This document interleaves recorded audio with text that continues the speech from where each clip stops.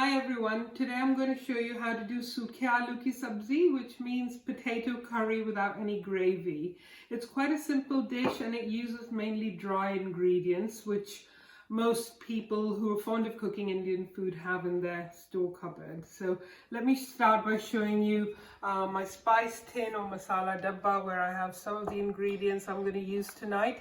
That's chili powder, brown mustard seed, cumin seed, turmeric powder, asafoetida powder, ground up coriander seeds, which I like to do myself because, you know, the flavor evaporates in stored coriander powder, so it's best to make it yourself at home. That's toasted cumin seed, ground up as well. This is dried fenugreek leaves or kasuri methi, and this is dried mango powder, sour mango powder, which is used as a souring agent. It's called amchur.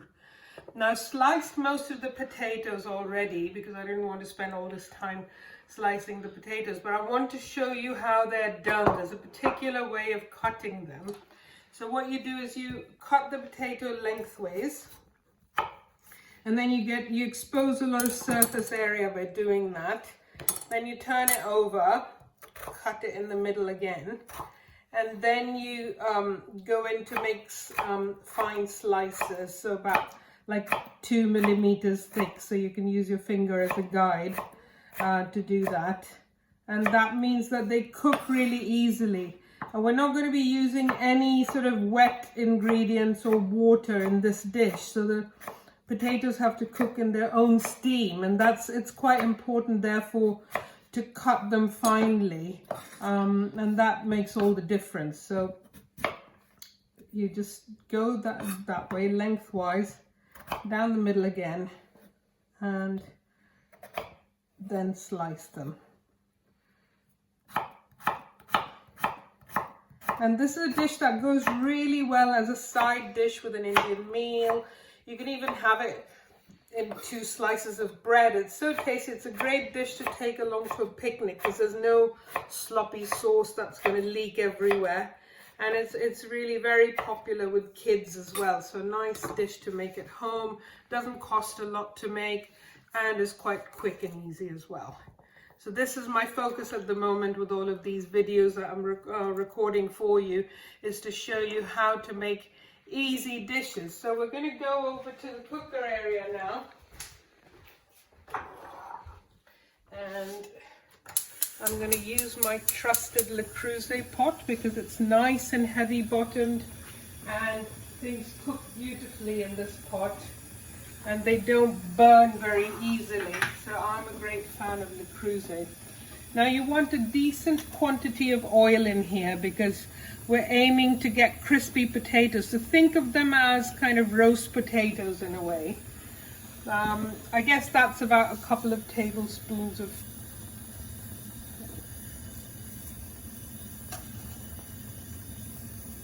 so I put in 2 small spoons like that. This spoon is a bit smaller than a teaspoon. So say there's a teaspoon in there altogether.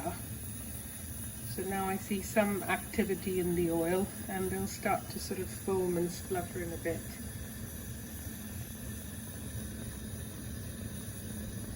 You can probably see that clearly on the video now. Maybe you want to hold it up a bit so that, yeah. There you go. And while that's happening at this end where it's got quite hot, I'm going to put in some asafoetida as well.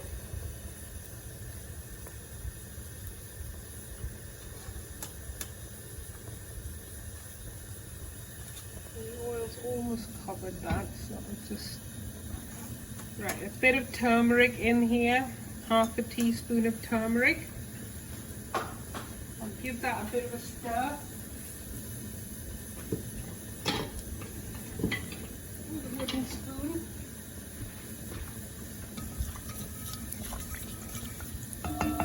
There we go, that's a nice sizzle on there. And then the potatoes are going to go straight in.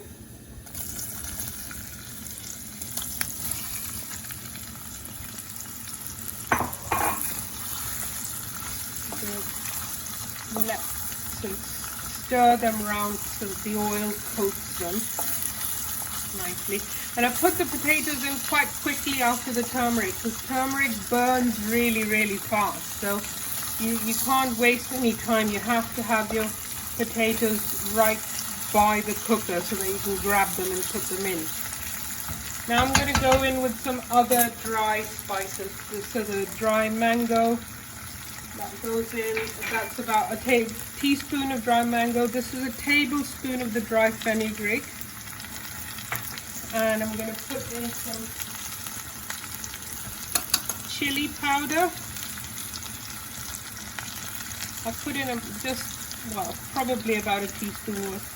And this is the ground up coriander seed. Now this you put in quite generously. And finally, salt. So sea salt is always a good idea in vegetarian dishes because I feel it enhances the flavour. But of course you can use cooking salt if you don't have that. And now you can see how nice it's looking already.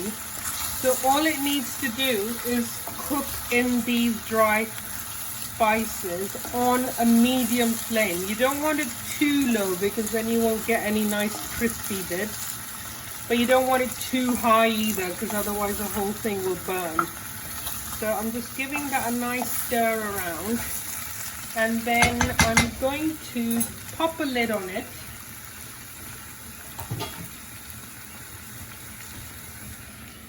and lower the flame to about a medium flame. And then I'm going to leave it like that for about 10 or 15 minutes. I'm going to occasionally stir it, say once every 2 minutes or so. And you can check if the potatoes are done or not by just breaking one of them. You know, you can see if they're cooked or not in the middle, and they should be nice and crispy on the outside. Don't add any water at all. So I'm going to stop now and I'll be back with you in a few minutes.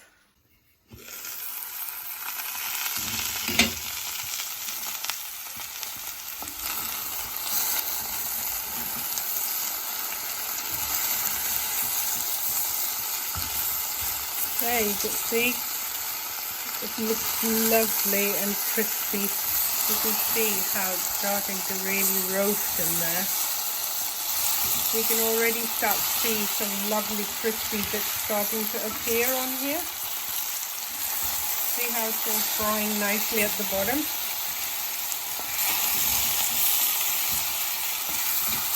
Sorry, I'm going all over the place with this camera, trying to do it with one hand while stirring. Key thing to remember here is that you need to use a pot with a well-fitting lid, because otherwise that steam is not going to get trapped inside and it's not going to cook the potatoes. So that is absolutely key to doing this dish. Excuse the wobble. Well, I think these potatoes are looking cooked now. I'm just testing them with my spoon here, and they're breaking easily. I'm going to give this another minute because otherwise they'll start to fall apart. Okay, now the sabzi is ready, so I'm going to take it out into this bowl now. You can see there's some lovely crispy bits at the bottom, and it's cooked because you can see the pieces are breaking really easily. And here we are, the delicious Sukhe aloo ki sabzi.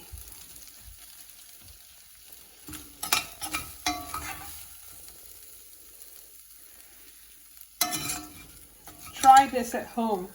I think you'll be very pleased with the results.